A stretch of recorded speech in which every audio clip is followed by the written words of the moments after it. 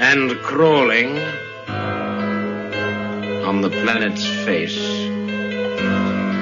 some insects called the human race, lost in time and lost in space and meaning.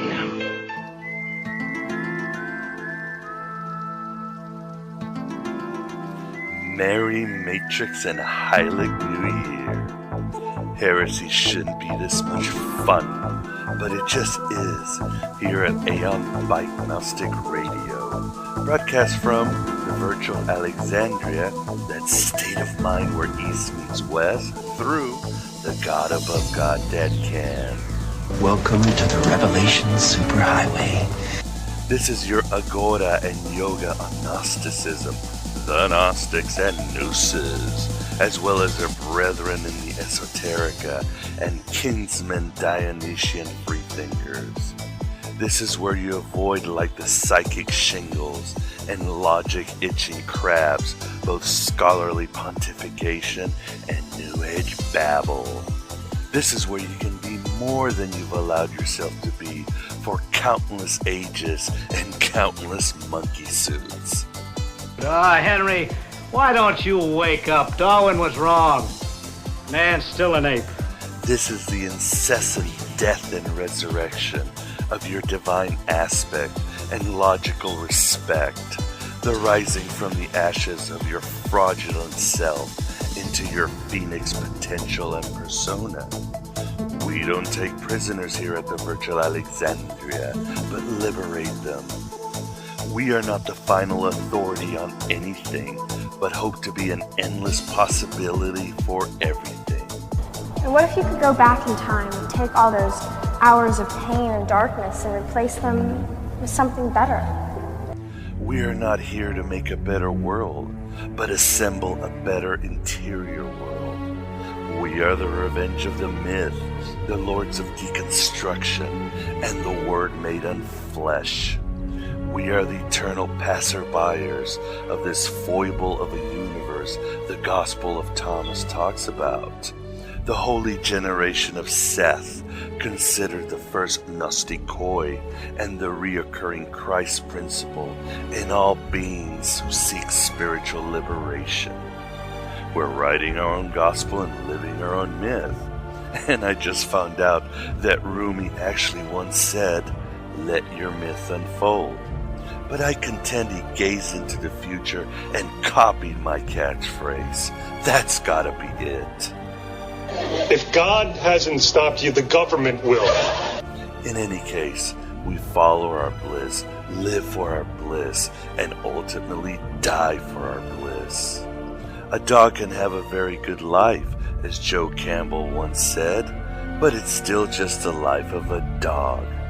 We want to experience that canine word backwards.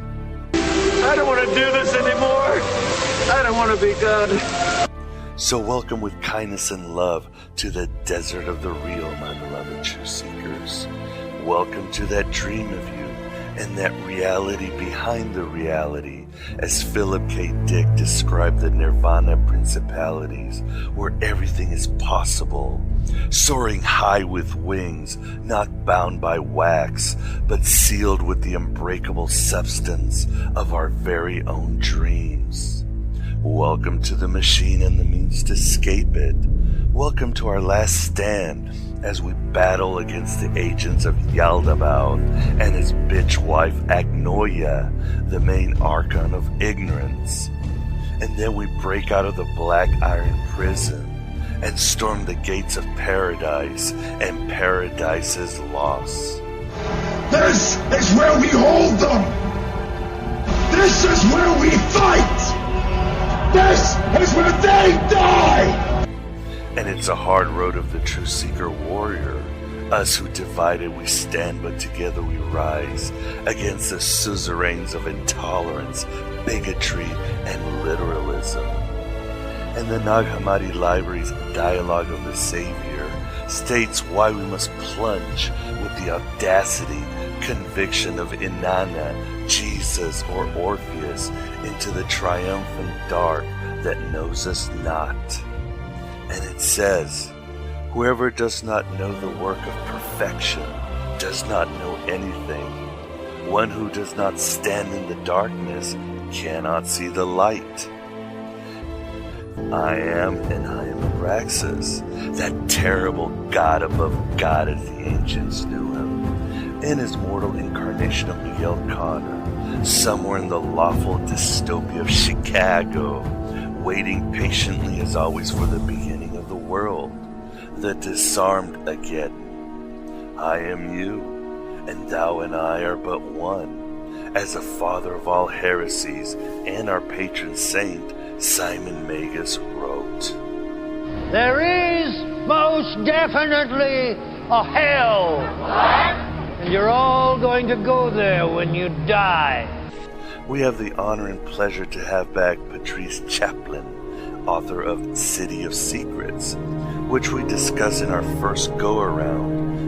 For more information on this relative of Charlie Chaplin, yet a famous artist in her own right, with over 25 books and screenplays, some made into movies, please visit patricechaplin.com. So let me explain about Patrice as well as the portal. No, there is too much. Let me sum up. In our first episode, Patrice related her mystic adventures in the Spanish city of Girona from her days as a teen bohemian during the rule of Franco to our present time. And Girona, as we found out, is a location where Kabbalists and other oracular groups have congregated, perhaps for tens of thousands of years. There she not only became involved with the latest incarnation of the Guardians of the Holy Grail, a motley cabal with some famous members such as Salvador Dali, Umberto Eco, and Jean Cocteau, just to name a few, Patrice began to learn of their arcane secrets deposited in Girona by countless shamanistic savants of the past. From the dawn of time we came, moving silently down through the centuries, living many secret lives, struggling to reach the time of the gathering. In her new book, The Portal, Patrice lets it all hang out by revealing completely the thunderbolt, pneumatic mysteries of Girona and beyond. So my father once said to me, you don't choose the things you believe in. They choose you. You see, my beloved truth seekers, and as mentioned, Dan Brown and the other cod-swallop grail hunters got it all wrong. The Holy Grail was never a cup or Mary Magdalene's plumbing, but a world chakra, a transdimensional eddy, or perhaps a place of elevated magnetic and gravitational resonance for you more secular-minded. And with the proper initiation, higher mind and sense training, and the specific rituals, one can access it and steal the very fire of the gods. To wit, it's a portal to ethereal realms that leads to a belfry state of being. It's nothing more and nothing less than a mystery religion rite. Let me go back in there and face the peril. No, it's too perilous. My duty as a knight starts with what peril as I can. No, we've got to find the Holy Grail. Come on. Oh, let me have just a little bit of peril. No, doesn't help me. Bet your... Rennes-le-chateau, made famous in the Da Vinci Code, located in the Cathar region of southern France, was but a Mayan antenna that increased the world chakra's oscillation because of its tower built with sacred geometry and astrotheological architecture. The other antenna, to increase the preternatural forces of this transdimensional eddy, was a twin tower all the way in Girona. And the custodian of the French transmitter in Rennes-le-chateau, the priest Saunieri, was involved with its Spanish counterpart's restoration, as well as gaining forbidden information from the Kabbalists living there. What is it? A secret that can no longer be kept. The portal or Holy Grail itself is located at the top of a haunted mountain called Canigou, in between Girona and Rennes-le-chateau, somewhere in the Pyrenees. It has been sought after all throughout history, from the ancient Phoenicians to the Nazis, from Pagan Romans to the Roman Catholic Church, from Visigoth overlords to the Rosicrucians. And brave individuals have indeed moonwalked through this transcosmic gateway, with or without the magnifying turrets, it seems sometimes earning the power to change history itself. Patrice relates in The Portal how in the twilight of her life she finally decided to undergo the grueling ceremonies, sacraments, and a quest of 1,000 tests and 11 holy archetypal sites to reach Mount Canigou and be soaked by its cosmic energies. You want to see a miracle, son? Be the miracle. Her odyssey itself is mapped in her book in detail, charts and photographs, and that includes basically everything about the motley cabal. The route the portal or Holy Grail oddly copies and follows is the very design of the Sephiroth, the Kabbalah tree of life, Venus in Egyptian magical astrology, and Hellenistic gematria. Patrice recounts how she purified her heart, tasered the nuts of her ego, and raised her demonic self like a kilt in a sheep pasture. Are you running a high fever? How could you conceive of something so idiotic? And you'll be blown away when Patrice shares what happened when she reached this nexus between the below and the above that has destroyed both lives and sanities since the dawn of time. I'm assuming it's really her who returned, unless she was replaced by a silent or one of the servants of Queen Doppelopoulos. Save it for Queen Doppelopoulos. And now this ancient secret is no longer a secret, thanks to Patrice's WikiLeaking. So if you're sitting there with a skeptical grin while you get fatter on Whole Foods pastries and Dawkins theology, go ahead and take a journey to Girona, ask your nearest Kabbalist or Catalonian theosophist, and see for yourself. Better than a vacation to the wine country, the Llewellyn Publishing Hall of Fame, or Sarah Palin's neighborhood, or just stay in front of your Diet Dr. Pepper stained computer screen and remain a slacktivist through Facebook links and those useless signature websites. What would you do if you were stuck in one place and every day was exactly the same and nothing that you did mattered? Now that sums it up for me. And for those of you who can't wait, because we live in a Twitter society that has garroted our attention span, Saunieri was working the entire time for the Habsburgs, an Austrian royal family that once ruled most of Europe. And he never dared the portal, but indulged in lower rites and cantrips, because he became seduced by the Canoma and its material xanadus. We are byproducts of a lifestyle obsession. Murder, crime, poverty, these things don't concern me. What concerns me? Celebrity magazines, television with 500 channels, some guy's name on my underwear. And he literally might have been working for the Demiurge in his incarnation of Samuel, the blind god. Are we not in the hands of a lunatic? And beyond Saunieri and all the dashing figures I mentioned, there are stories that Charlemagne and other famous rabble-rousers travel through Girona. What I certainly do know is that Girona is the widely accepted birthplace of the Kabbalah. It is said that many of the greatest Jewish mystics, like Maimonides or Moses de Leon, who probably wrote the Zohar, practice in Girona. We know that the first stories of the Holy Grail were written by Chrétien de Troyes, only after he had visited the town of Girona. We know that many cultures with no material interest in that region strangely settled there. Mulder, the truth is out there, but so are lies. And I know that eventually I have to shut my own portal jaw. So enough of my holy blood, Holy Grail drivel. The lovely and perspicacious Patrice Chaplin on the portal. The empire never ended. Death spares none but the tiger.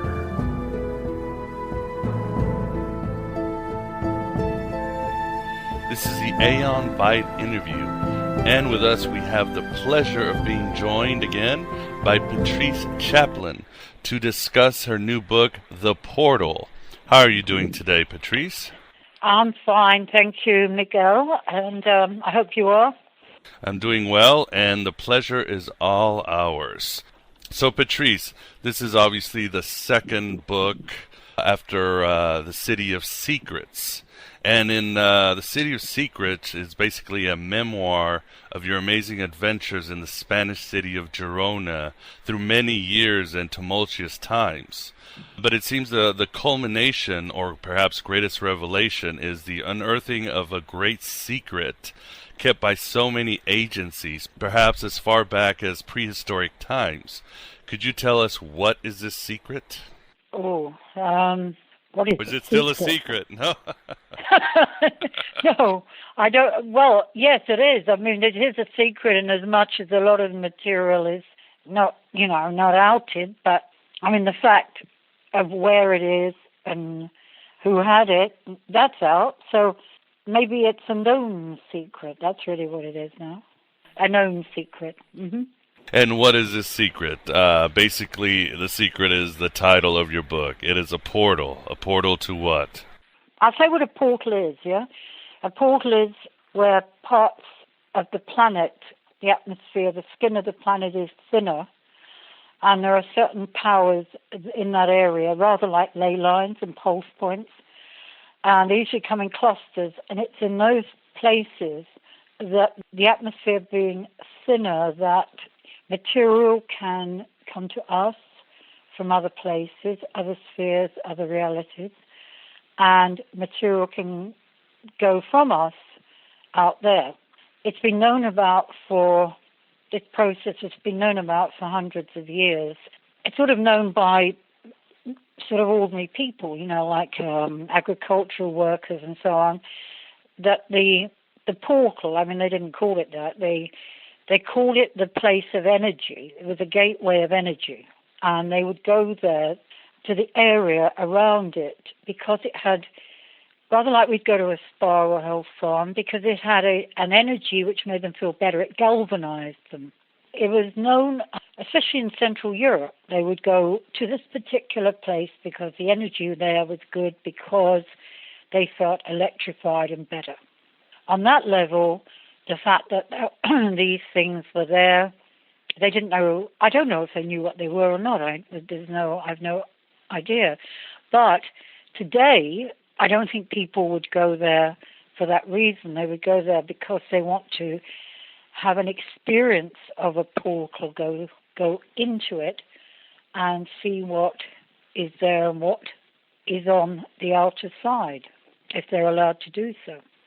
And, so these portals are like sort of chakras of the world, or as the Greeks called them, the omphalos, navel of the world. They're energy points because, as you mentioned in your book, I remember your guide saying that Mount Sin in ancient times, or Mount Sinai, were also in other portals. So there's many portals around the world.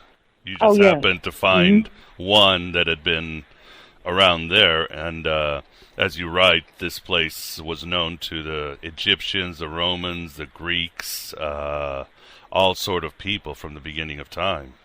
Yes, and also that particular portal is on the sacred mountain of the Catalans, which people, metaphysical sort of scholars and historians and so on, say that the mountain came from, its identity came from the Sumerians, which was Sin, S-I-N, and then it became Sion, and then it became sort of came to the north, it became Canigou. That's how they explain that particular site and the portal which is on that mountain. But I thought when I first encountered this that it was the only portal that there was. But no, there are many portals across the planet. So some of them known about, some of them discreetly withheld from people, using anything around them because they're dangerous. So it depends on what kind of portal it is. It's a bit like mushrooms, I suppose. You've got to know what one is going to be advantageous to some discovery.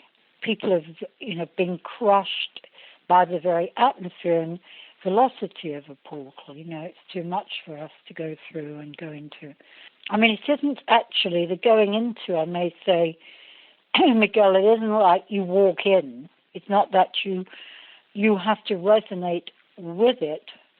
You stay apart from it, you resonate with it, and then your consciousness enters.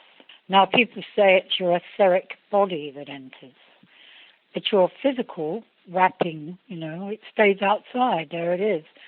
The guide said to me, you better hurry up back, because otherwise you might come back and you find your body isn't breathing anymore. You've died. So, and that actually did happen. It's happened twice that I know of. The society that you talk about in your book, which the Kabbalists were involved with, they knew of this portal and they guarded it.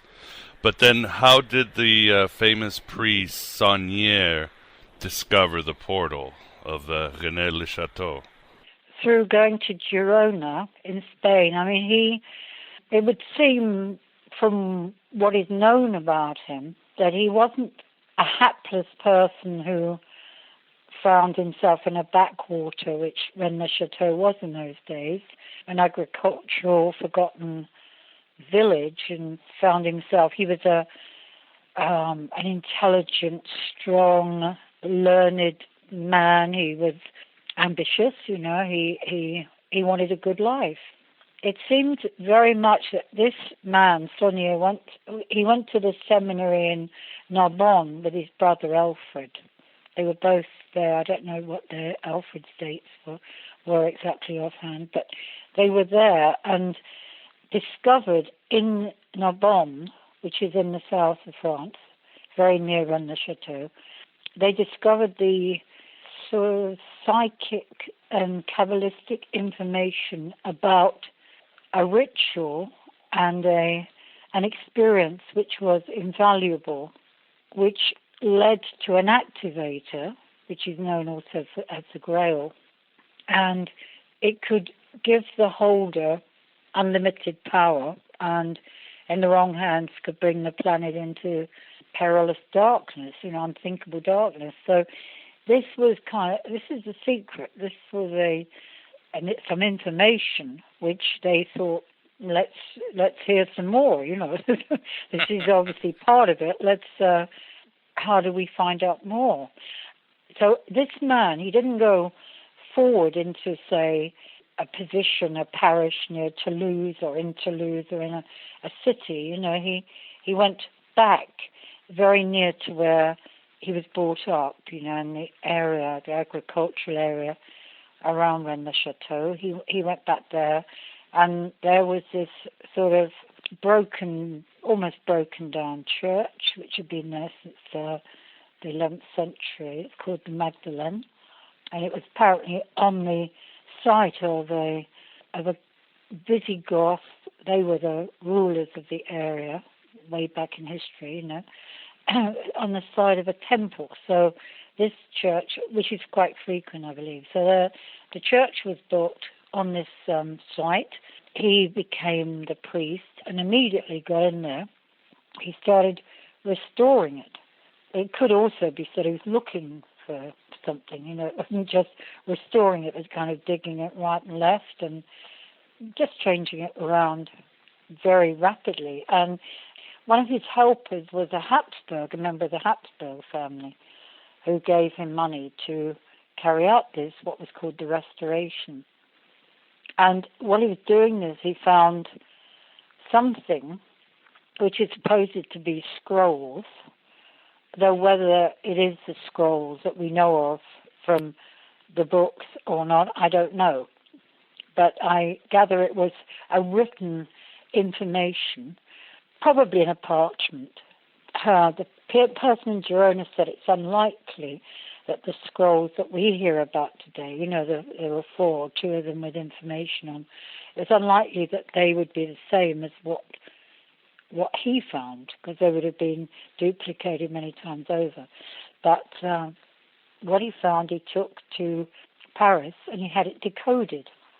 And while he was there, he met many people from the arts and music and especially secret societies and people who were dealing with Kabbalah, people he wouldn't normally in the course of his life meet. The parchments, the written material was decoded, and he went straight back to Rennes-le-chateau, and from Rennes-le-chateau he made a very fast trip across the Pyrenees to Girona in Spain. And Girona is basically a city of passage, the French would say, a city of passage. It was just a place people pass through. It's ancient. At the time when I first went there, they said it was 6,000 years old. The walls were 4,000 BC. They'd had those sort of dated. But nowadays, they've done a lot more research on Girona, and it seems to go back much, much further than that. It goes back before the Iberians were there. That's what the name of the Spanish population. Before that, there were tribes who lived around Girona, and they were Celts. And that is like 25,000 years ago. So, I mean, we're going back a long way. Wow. And, I mean, it becomes what was there. They have stones like Stonehenge. They have stones outside of Girona in a place called Romagna, which is definitely pre-civilization as we know it. It goes very, very far back. So it really is, the city has this tremendous existence already, that it's been going all this time. And cults and myths have gone to Girona, been founded there, but often they've been taken there because they've been unacceptable in another place, or they've been brought there by the Romans who came and took over Girona.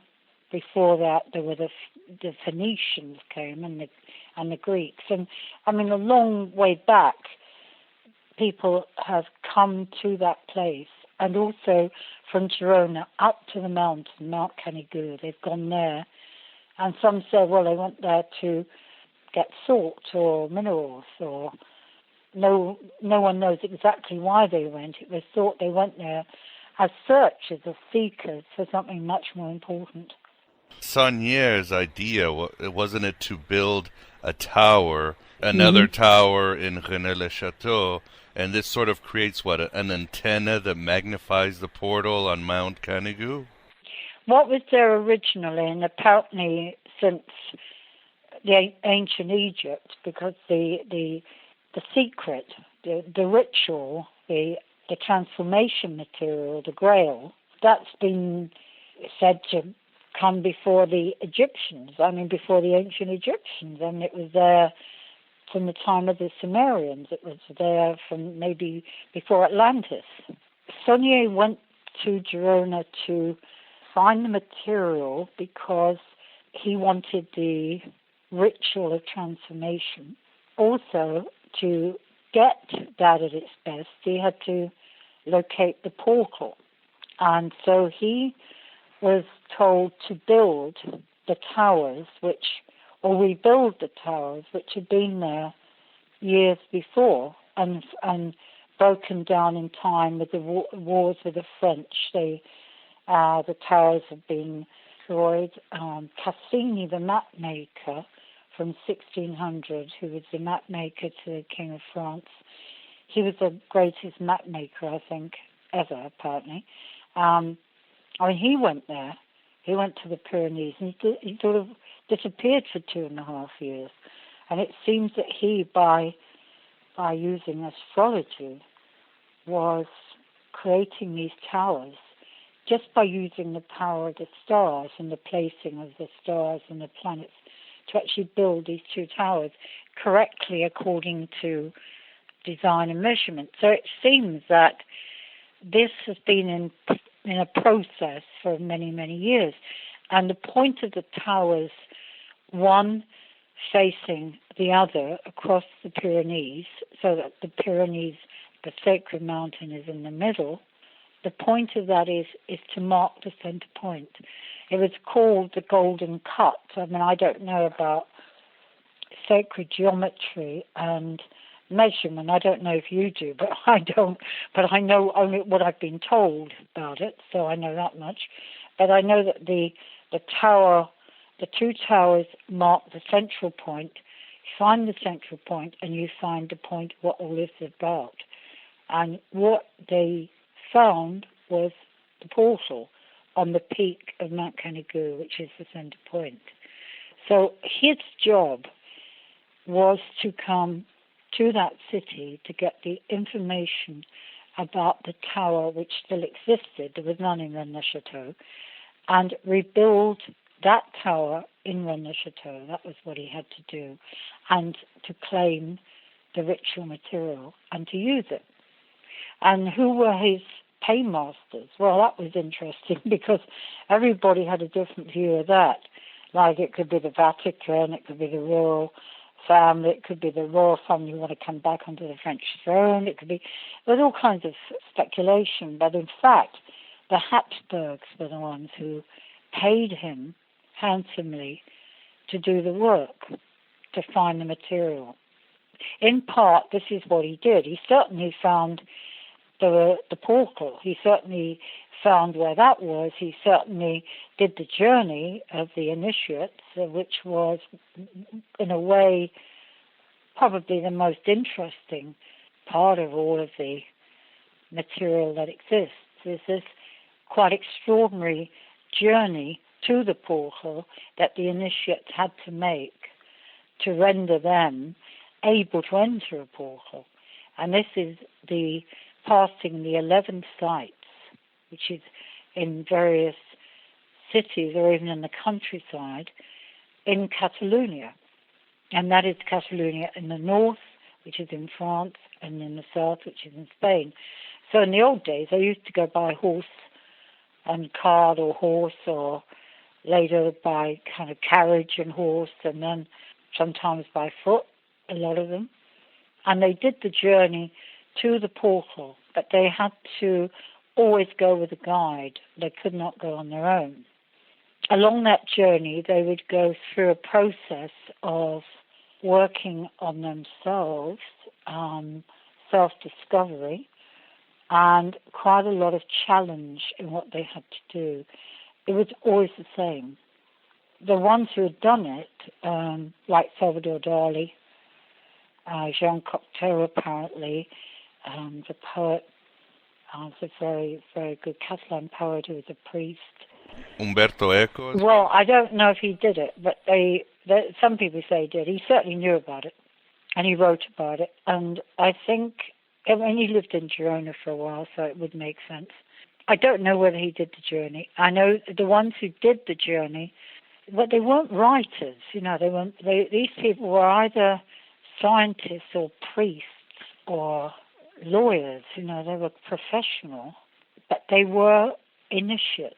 They had been initiated into this process of transformation, which brings through from other spheres that which we normally don't encounter, which is beneficent on the whole. And as you write, this is, while you did your journey, it's called the Venus Square, which basically puts, it's designed as the Bear constellation, the journey from this city to that city until you reach the portal. And you have to go through, you went through it, purification, renunciation, a whole bunch of things. It seems you're pretty much, your ego is completely worn down by the time you get there, right? That's one way to put it, yes. I mean, yeah, you have to be really, you have to be emptied out. There's no question about that. I mean, you certainly arrive at the entrance to this world, this gateway to other worlds, other existences. I mean, I don't know if anyone could just walk up to a portal and have a safe investigation in that portal and experience. I without any preparation, I don't know. I've never heard of it. As far as I know, people who have done that kind of experience have been spending some time in preparation, usually in a kind of retreat or to a monastery or something like that. They don't come just out of their job and go and climb a mountain and go through a portal. That's most unlikely. I've never heard of it. And I did read a lot of accounts of people who had done this particular journey I've written about, the 11 sites under the constellation of the Great Bear, which, has a phenomenal aspect in traversing other existences. I mean, that's another kind of subject, but I mean, the people have written now quite recently about the Great Bear and the Seven Stars. But the Great Bear that they talk about on this journey is the primal old bear. It's before the one we have now, even. So it goes back, I mean, the general feeling is it goes back prior Atlantis. So when we were more spiritual beings and not so affected by gravity. So we hadn't, as they put it, experienced the fall. We were more spirit than matter. That's really what I understand. Going back to Saunieri, Patrice, what most people usually, or I haven't seen in any books, because it's always like, oh, Saunieri is surrounded by mystery and this and that, but you were actually told that he was actually he became seduced by the power. In fact, doesn't your guide call him Samael, which is basically the Jewish term for the devil? Yeah.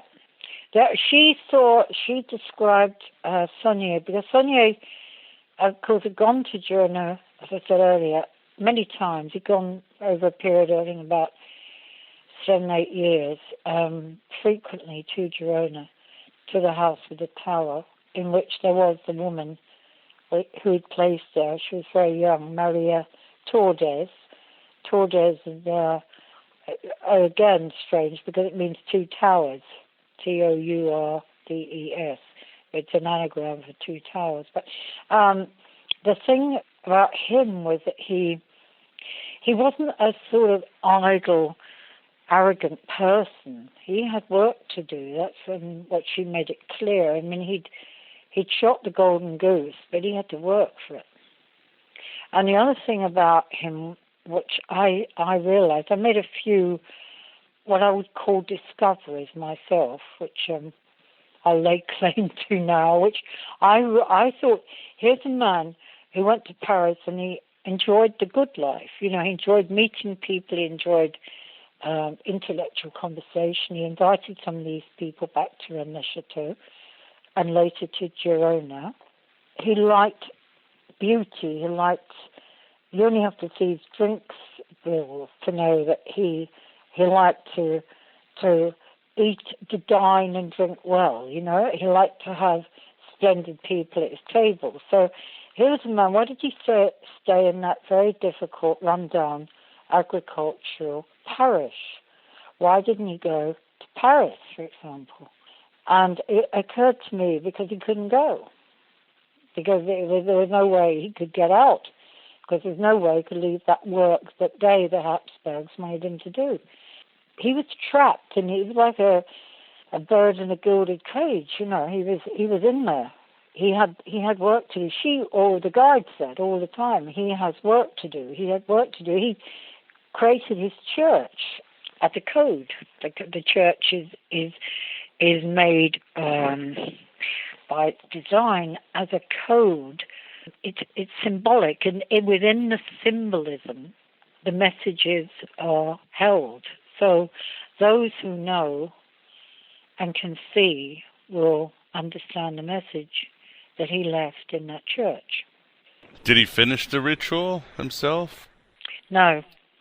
So and the thing was, no, he didn't. And he was present at, several ritual experiences which the initiates carried out. The thing about the construction of it really is that the documents and the artifacts and the information was held always by a central hidden society made up of people who were intellectual and wealthy and philosophers, some members of the church, the Jewish Kabbalists, for example, they held it, some scholars. And always it seemed there were sort of like doctors and there were craftsmen who actually held the material. And the main thing they had to do was actually to keep it quiet, to literally make it non-accessible so that the material was there. And those who became initiates in the practice is a secondary thing. And some of those who held it did become initiates. But for that, they had to be in the care of a master who would put them through initiate practices. And they would have to spend a lot of time working on that.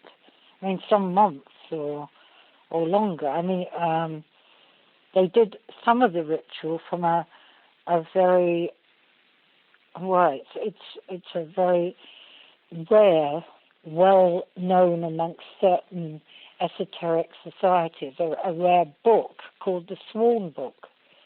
And in the Sworn Book, which comes from medieval times, it describes some of these rituals so that they were powerful. It meant that these people who did the rituals, when they were going to begin them, they didn't eat, they had to fast, they had to chant, they had to pray, they had to sit in meditation, they had to go through many sort of physical disciplines and mental attunement to be able to do the ritual.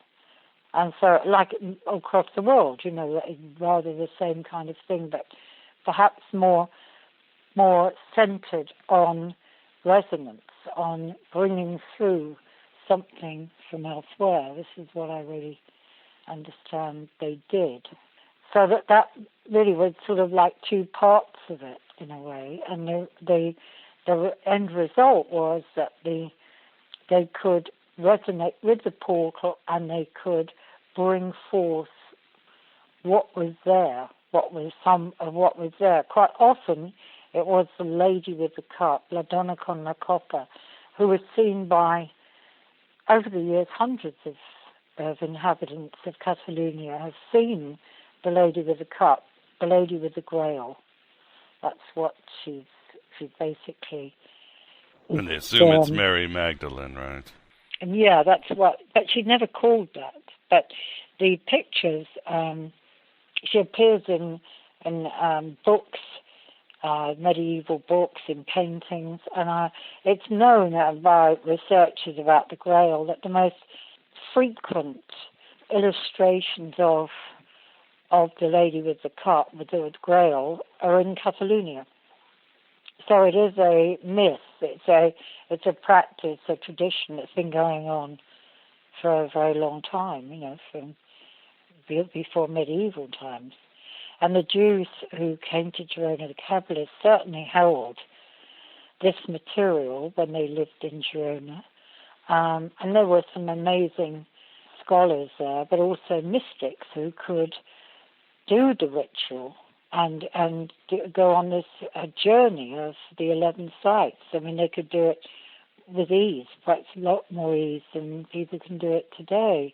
I know that Salvador Dali did the journey, and he went certainly through that same portal, but he didn't, which is interesting, he didn't enter the portal by the usual route of climbing up 6,000 feet to the top of Canigou. No, he was standing on Perpignan Station, which is nearby. You know, it's on the French side of the Pyrenees, Perpignan Station, and he went through the portal experience right there, standing on the station, and he did an amazing picture called Perpignan Station, and it shows the going through into other realities.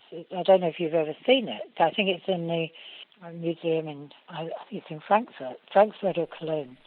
He said at the time, Perpignan Station is the center of the universe and nobody knows it. After that, he went into a lot of study of these other states of being, these other existences, and the gateway through to them. You know, he was completely fascinated by it, and so he did the journey. He was an initiate, and he did the 11 sites. And it wasn't to him always a good process. He quite often, apparently, went into quite sort of profound gloom. You know, it wasn't always a joyous time.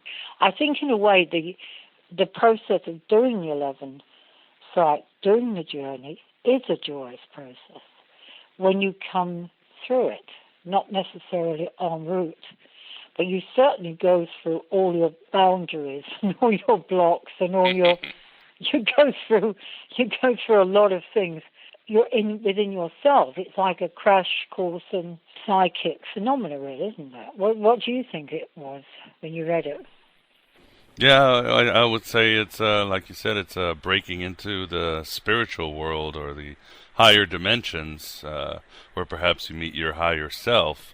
But Patrice, I guess this sort of begs the question, is why would the society allow you or tell you and even let you do this journey when this is the kind of information you don't exactly want the president of Iran or Dick Cheney to have? You know, is somebody you don't want this to go into the wrong hands, do you? So why were you allowed to write it?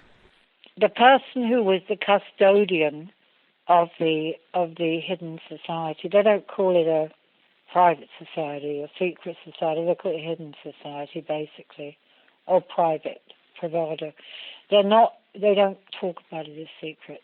I knew him very well for a while. I had no idea of what his role was, may I say. He was the local hero during the bad times of Franco. You know, he was a Catalan nationalist, and he got the wanted ones, wanted by Franco, the dictator, out of Spain. He used to get them across the Pyrenees. So he was already established as a significant figure.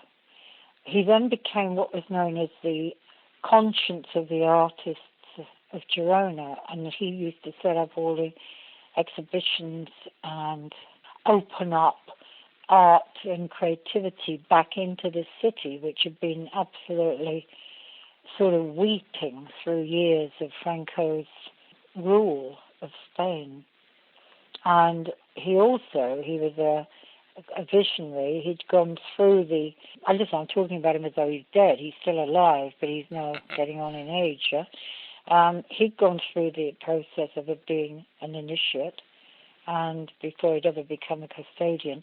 The role had been in the hands of his family for many, many decades, quite a few centuries, I think at least 2 centuries. And most of the family had been actually canons in the church. The males had some relationship to the church always. He was a friend of mine for many, many years. I mean, I found him the most charismatic, I think, divine human being I'd ever met when I saw him first, and that never changed really. But when I saw him in 2003, he keeps all the past going in Girona. He keeps the traditions going. He keeps everything alive. He doesn't let McDonald's come into town. He doesn't let, he tries. He loves that place. His duty is to keep it valuable, to keep it present. Yeah. He had a heart attack, and he's mortal, and he was suddenly faced with that. He'd always kept this material secret, and I asked him why. He told me it in 2003 a lot more about it. I said, why? What is this about?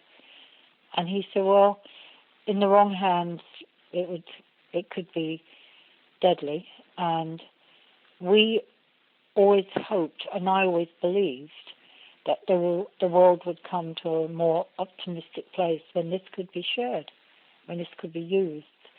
And he said, no, I don't see it in that way. So he, thinking that he was, he could go at any time, he passed over some of the material to me, some, not all, some. And some of it reflected the past for me that I knew, that I'd shared. And I knew quite a few of these people and some of the incidents that were mentioned in it. And it fell into place. Instead of being a kind of political mystery, it became a sort of spiritual exercise, if you like. I thought, oh, right, I understand it now. I had to do a lot of research. I mean, he didn't sort of hand it on a plate exactly, and I certainly didn't get all of it. I did not get all of it. And when I came to the end of the City of Secrets, which already was it turned my life around. I mean, it changed me unutterably. I had no idea at all about any of this kind of thing before. I had no idea I was a writer, but I was writing and involved in certainly very different things. When I came to the end of that, and then I was given the walk of the 11 sites, walking through the countryside up to the top of the mountain. That was another significant mystery to me, a secret which I had no idea about at all. And then after that, I learned something else, which was that the person who they most had feared was known as the El Americano. And I always thought, are they talking about Rockefeller? I didn't know. And it seemed they were talking about another American, and who had been there in 1933. And that was the one which they most feared. I thought it could well be from the East, that there were problems were going to come from the Far East, but no. It seemed initially it came from the Nazis and El Americano. That, you see, is where the problem for them came, because they said, well, we have to decide if the custodian, Josep Perez, dies, what do we do with the material? And also, the material was in the hands of I think it was 8 members of the society. Mainly, they wanted it to be buried and to be hidden. They didn't want it at all in any shape, form, to come out into the world and be parcel to any kind of government or terrorist group or whatever getting their hands on it. They wanted it to be buried and to make the sacrifice of this material, make it a sacrifice, but leave, people, I guess, in more safety than they would be if they had it. It seemed to be the case. So now, people ask me if I thought I was in danger, and I didn't ever feel that. No, I didn't. I was totally consumed to get as much material as I could, to find out the answer, to find out what was really happening. And I had no idea when I was working on this that I was going to find out the identity of El Americano. That was all new to me when I found out. I was surprised, but not altogether surprised, not totally. Who is El Americano? You want to know the name, don't you? Oh, yeah, we all do. Howard Hughes. Oh, wow. Yeah. That's amazing. He went with but not Otto surprising, really. Have you heard of the name Otto Rahn? No. Does that mean anything to you? Otto Rahn was a German medievalist and Grail seeker, and he was phenomenal. And he worked for the Nazis. He's a German. He worked for the Nazis. He worked for Himmler. And he went with Otto Rahn and possibly Himmler, but it said it was Himmler as well, to the mountain, Canigou, in 1933, and they went into Girona.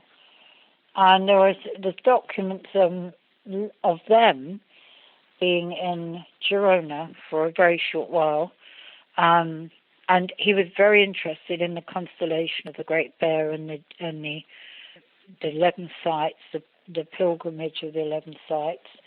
And after that, he went to Scotland and he bought a boat which he called the Southern Cross, which was the name given to the Great Bear and the Seven Stars south of the equator. They called it the Southern Cross. So he bought this boat, and he was very influential in what happened to the portal and to the two towers after the war, after the Second World War. And he apparently gave work to Nazi scientists to work on the portals, on the translation of that material of a portal so he could make artificial portals, which he did. But there was a mishap, and they had to be, in many cases where they could find them, destroyed. But I'm not going into that too much because I think I'm going into areas where I'd better not trespass, you know? I mean, I would just say that much. Maybe for the third book. But, Patrice, so you would say, and obviously what you experience is up to you and probably cannot be described, but you say your experience with the portal has basically transformed your life, your being? Yeah, I would say so, definitely. It gave me a much bigger sense of what life in this world was. I was rather relieved, to find that there was other life, other existences. I mean, to go into a portal, and I haven't really talked about that because it's a bit, when you talk about it, it sounds a bit like Alice in Wonderland, doesn't it? And I think a lot of those, C.S. Lewis, he wrote about the portals, and really basically people are writing about it and they're calling it children's books because children understand it, they don't have any problem with it. It's when we get older we think, oh yeah, well that's for kids, until you start going through a portal yourself or you start doing examination of a portal, and which a lot of people have done. They've gone seeking them and measuring them and measuring the energy of them, and all of those, they've looked at them scientifically and in a way using, taking up their whole life doing that. But I think, it gave me a sense that there was much more to all this than this, that I live in and see and reach out for more, and the more is there, but it's not easily accessible. And secondly, having had that experience, I realized that when I was told nothing is lost, it would seem to be true. I also had the extraordinary experience of actually going back in time, which was quite the biggest part of it, really, for me. Yeah, you were an Italian singer. Never to be forgotten. Never to be forgotten. The further back you go, the more vivid it becomes.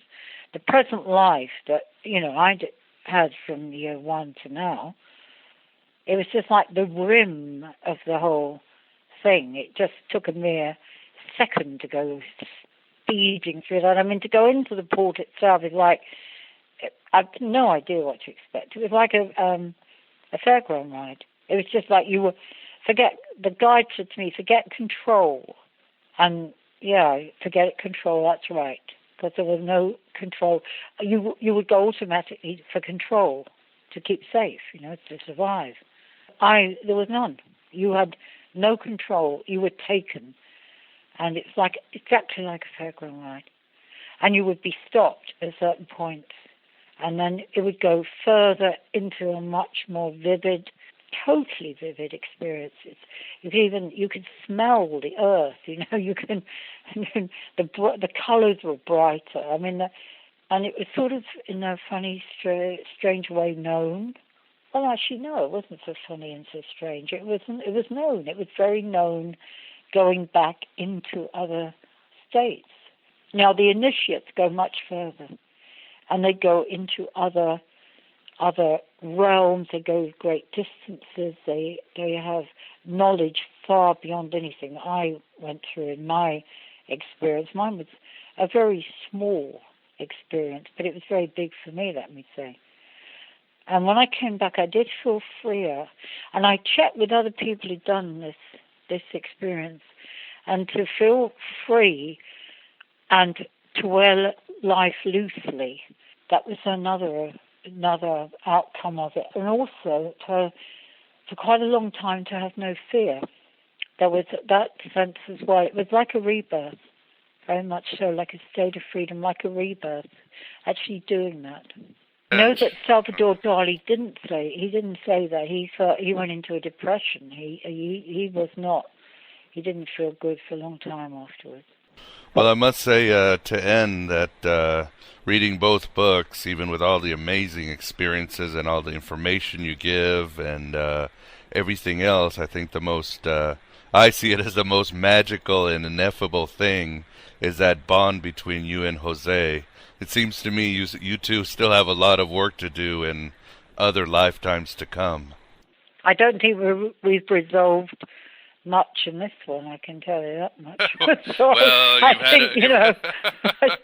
think we got another.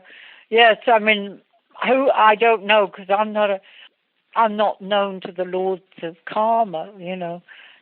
I'm hiding away here. I'm doing my little stuff here. I don't want anything too much now. I want to rest. I want to come back as a kind of shepherdess or something, Well, you never know what missions you have to do, but you've had missions before. But I think that's all the time we have today, Patrice. I'd like to thank you very much for coming on a second time to Aeon Byte and discussing your wonderful new book, The Portal. Thank you. It's been a great pleasure speaking to you. And I'm glad you enjoyed the book, and I hope other people will too. And that they will go on the journey, that would be great. Oh, indeed. The more we can seek spiritual liberation, the better world we'll make, hopefully. Yeah. But, good luck with the book, and we will be talking to you soon. Thank you.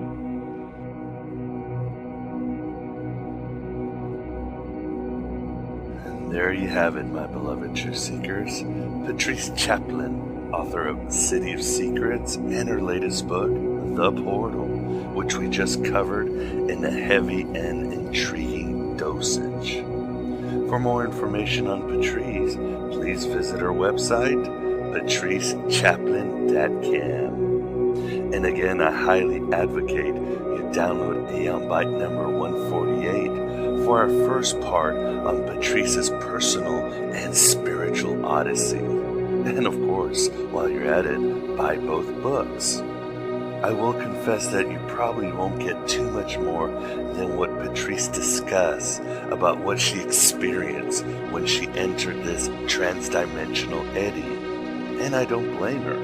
These experiences, contacts with otherworldly dynamisms, seem almost ludicrous, yet uselessly baroque when you describe them as you think your mind perceives them. We are transformed, but the brain is still just an organic computer. But, like the Gnostics did, I'm sure Patrice might surprise us with a third book by expressing her union with the Holy Grail through myth, symbolism, allegory, and any of the tools of an artist, which is what she sees herself and is mostly in the end. Like Stephen Heller said, every artist is already half a Gnostic.